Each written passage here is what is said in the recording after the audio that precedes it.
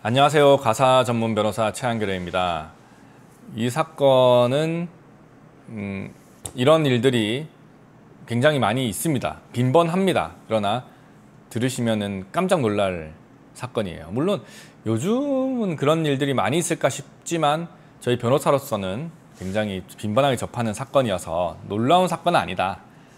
뭐냐면은 장기간의 별거가 있고요. 내 배우자가 가출을 했고 허위로 출생신고를 합니다. 이게 남녀관계가 어떻게 되는가 봤을 때 원고는 남편이에요. 그리고 피고인은 전처고 피고인은 상간남입니다. 전처의 상간남. 여기서 굉장히 조금 재밌는 게 공동에서 이자료 6천만 원 달라고 청구를 하거든요.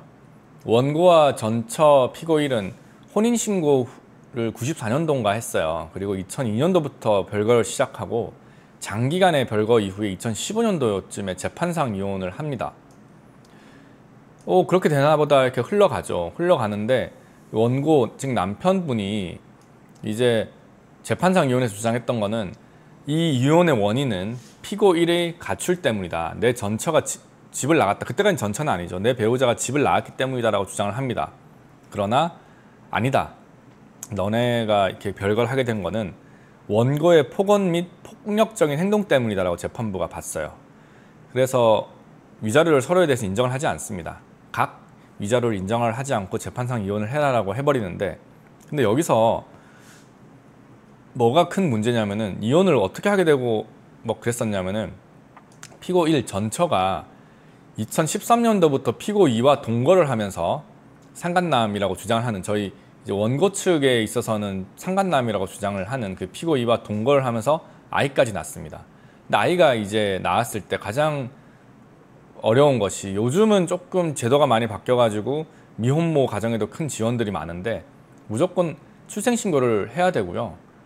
부가 누구냐도 중요하고 뭐 여러 가지 막 제약이 많아요.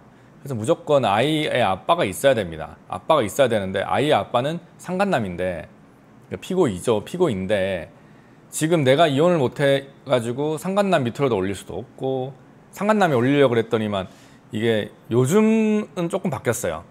이제 미혼부가 있을 수 있는 시대라서 조금 바뀌었는데, 그때만 해도 미혼부는 있을 수는 없고 미혼모는 있을 수는 있는데 애 아버지가 누군지는 올려야 된다. 막 이런 규정들이 많았거든요. 그래서 그때 몰래 자신의 남편 위로 올립니다. 즉 원고는 자기도 모르는 사이에 아이가 한 명 더 생겨버린 거예요. 그래서 허위로 출생신고를 해버린 거죠. 내 배우자가. 그런 것들이 다 또 어떻게 알았냐. 우리 살다가 내 가족관계 증명서 잘 안 떼보잖아요. 뭐 저는 많이 뗍니다. 여러 가지 서류를 낼 게 또 있고 막 그래서 많이 떼보는데 그런 거 한 번도 안 떼보고 사시는 분도 굉장히 많거든요. 근데 이분도 안 떼봤어요. 근데 어떻게 이 사실을 알게 됐냐. 실제의 그 피고이, 그 상간남이로 주장하는 그 사람이 이 원고에게 친생자 확인 소송, 친생 부인의 소송을 합니다. 이 아이와 이 아버지의 친생자 관계는 그것이 아닙니다. 부인의 소를 제기를 해요.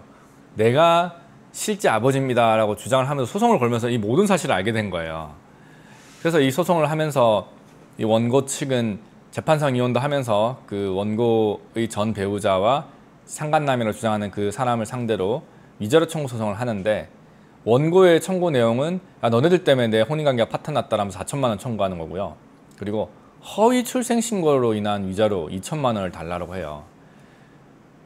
정신적 피해를 입었다는 겁니다. 정신적 피해가 도대체 뭘 입었냐라고 이제 주장을 할 텐데, 좀 입었다. 좀 경험칙상으로 인정이, 내가 갑자기 내 아이로 없던 아이가 갑자기 생겨버리면 정신적 충격을 입겠죠. 그런 걸로 총 6천만 원을 청구를 했는데 법원은 어떻게 판단했냐.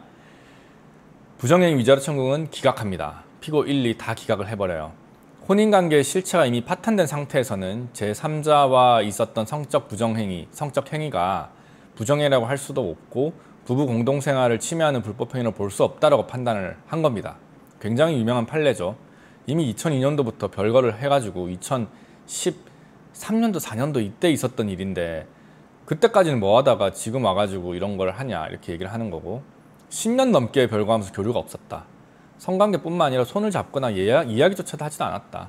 혼인관계가 이미 회복 불가능한 상태였고 파탄이다 라고 법원이 봤고, 부정행위를 이유로 한 위자료 청구는 받아들여지지 않았고, 그러나 허위 출생 신고를 원인으로 한 위자료 청구는 피고 1, 즉 자신의 전 배우자를 상대로만 인용을 했습니다. 피고 1이 원고의 동의 없이 허위로 출생 신고를 한 것은 당연히 불법행위다.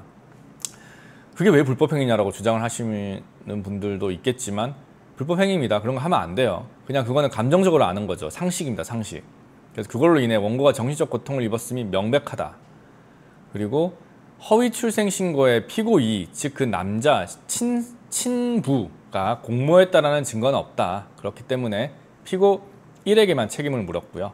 결과적으로 피고 1에게 500만 원 위자료 지급해라라고 판단을 했습니다. 이 판결문에서 굉장히 복잡한 내용들이 많았지만 장기간의 별거로 인해 가지고 혼인관계가 이미 실질적으로 파탄이 난 이후에는 부정행위로 인한 위자료 청구를 할 수도 없고 내가 청구 받았어도 안 된다라는 게 중요한 이제 판결 이유라고 할 수 있겠고요. 여러분들 중에서도 아 이거 파탄 아니야? 라고 주장하시는 분들 꽤 많아요. 근데 파탄은 그렇게 쉽게 인정되는 것은 아니니까 지금 내 상황이 파탄이 맞는지를 확인하고 싶으시면은 언제든지 저에게 연락을 주시면 제가 깔끔하게 말씀을 드리도록 하겠습니다. 지금까지 가사전문 변호사 최한결이었습니다.